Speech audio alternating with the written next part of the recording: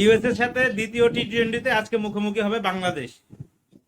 এখন লজ্জার হাত থেকে কি বাংলাদেশ আদৌ আজকে নিজেদেরকে ফিরিয়ে আনতে পারবে?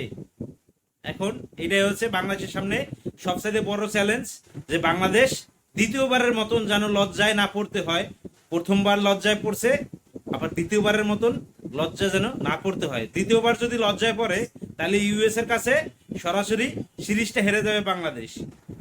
আসলে বাংলাদেশ যে ধরনের খেলা খেলতেছে, এটা বাংলাদেশের কাছে মানে আপনার এর চাইতে বেশি প্রত্যাশা আহ, করাও যাচ্ছে না। যে হয়তো বা দেখা যায় আবার এমন খেলা খেলতেছে যে আজকেও সেম রেজাল্ট হয়ে যেতে পারে, বাংলাদেশ সিরিজটা ঠকে যেতে পারে। এখন বাংলাদেশের সামনে উচিত যে সামনে যে দুইটা ম্যাচ আছে, অন্তত পক্ষে এই দুইটা ম্যাচ জিতা নিজেদের সম্মানটা একটু হইলেও বাঁচানো উচিত। আমার সোনার ছেলেরা, একটু নিজেদের খেলাটা একটু খেলো, নিজেদের দেশটার একটু মান সম্মানটা একটু রক্ষা করো, ঠিক আছে? নিজের দেশটারে একটু বাঁচাও।